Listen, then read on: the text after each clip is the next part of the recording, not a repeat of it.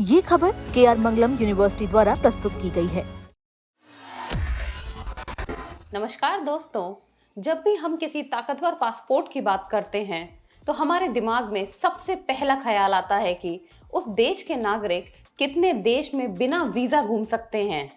लेकिन क्या आप जानते हैं कि दुनिया में एक ऐसा पासपोर्ट इंडेक्स भी है जो सिर्फ घूमने की आज़ादी नहीं बल्कि निवेश यानी इन्वेस्टमेंट और जीवन स्तर यानी कि क्वालिटी ऑफ लाइफ को भी मापता है।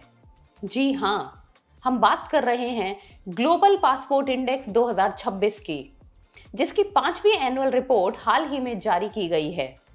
इस साल भारत की रैंकिंग में थोड़ा बदलाव हुआ है, जो आपकी आगामी परीक्षाओं जैसे यूपीएससी, एसएससी, स्टेट पीसीएस के लिए बहुत महत्वपूर्ण रहेगी। सबसे पहले एक बेसिक बात समझते हैं, जो परीक्षा के लिहाज से बहुत जरूरी है।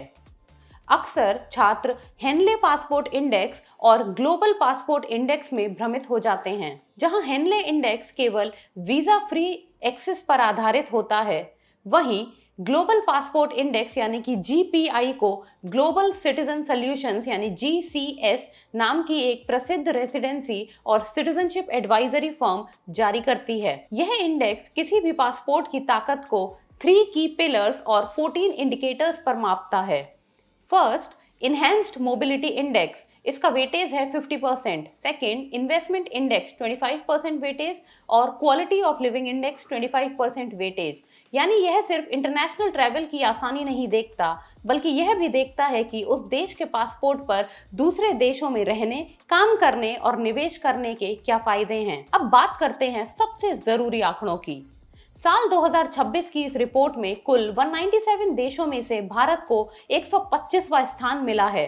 अगर पिछले साल यानी 2025 से तुलना करें तो भारत की रैंकिंग में एक स्थान की गिरावट आई है। 2025 में भारत 124वें स्थान पर था। लेकिन अगर हम पिछले 5 वर्षों का ट्रेंड देखें तो भारत ने थोड़ा सुधार किया है। 2021 में भारत 127वें स्थान पर, यानी 5 साल में भारत 2 पायदान ऊपर चढ़ा है।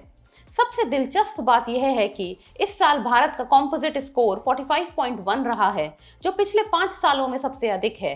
रैंकिंग में हमारे ठीक ऊपर 124वें स्थान पर नामीबिया है और ठीक नीचे 126वें स्थान पर अजरबैजान है।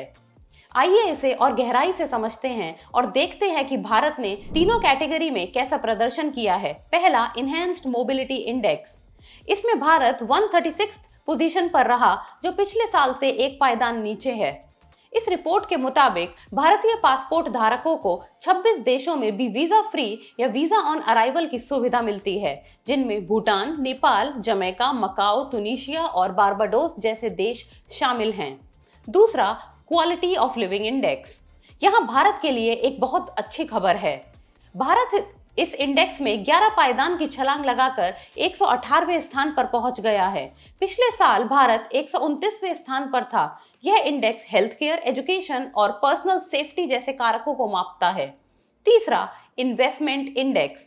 व्यापार और निवेश के मामले में भी भारत ने सुधार किया है और 3 पायदान ऊपर चढ़कर 94th पोजीशन पर आ गया है।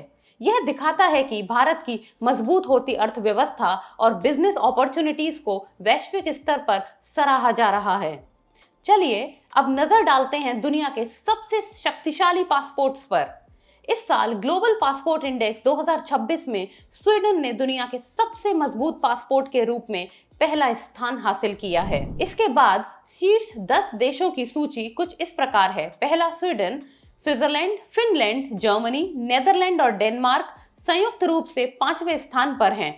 आयरलैंड, यूनाइटेड किंगडम यानी यूके, नॉर्वे और सिंगापुर। तो दोस्तों, निष्कर्ष यह है कि भले ही भारत मोबिलिटी के मामले में थोड़ा पीछे रह गया हो, लेकिन क्वालिटी ऑफ लिविंग और इन्वेस्टमेंट के मोर्चे पर भारत लगातार मजबूत हो रहा है। यही कारण है कि रैंकिंग एक स्थान फिसलने के बावजूद भारत का कुल स्कोर 5 साल के उच्चतम स्तर पर है। आप इसके बारे में क्या सोचते हैं? हमें कमेंट सेक्शन में अपनी राय जरूर बताइएगा और वीडियो अच्छी लगी हो तो लाइक, शेयर और सब्सक्राइब जरूर करें।